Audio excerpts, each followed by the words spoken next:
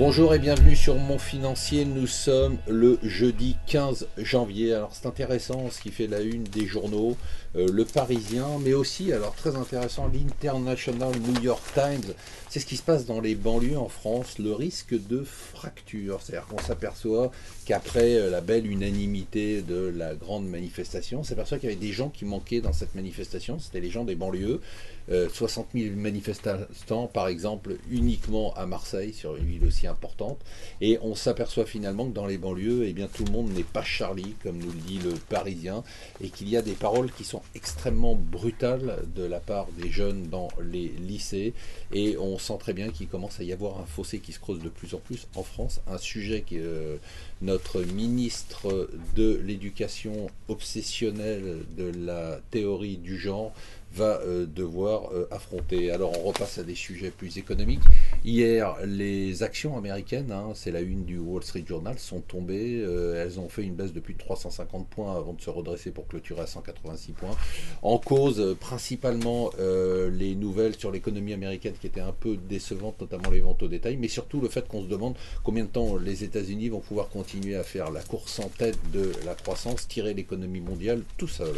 Alors, est-ce que vous rappelez qu'une des grandes réformes essentielles, c'était dans son discours du Bourget de François Hollande, c'était de doubler le plafond du livret A. Quelle bonne idée, surtout pour ramener son taux maintenant peut-être à 0,25%. C'est le taux théorique auquel il devrait être le 1er février. Alors peut-être que le gouvernement et la Banque de France vont lui donner un petit coup de pouce pour empêcher d'avoir une rémunération qui s'effondre pour tous les épargnants.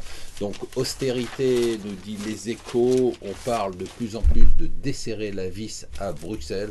La France a beaucoup de chance puisqu'elle n'a fait aucun effort en termes de réforme structurelle et qu'elle va quand même bénéficier de ce desserrement. Alors, la nouvelle du jour hier, ça fait la une aussi de tous les journaux économiques, c'est le fait que l'euro a retrouvé son niveau d'introduction du 4 janvier 99.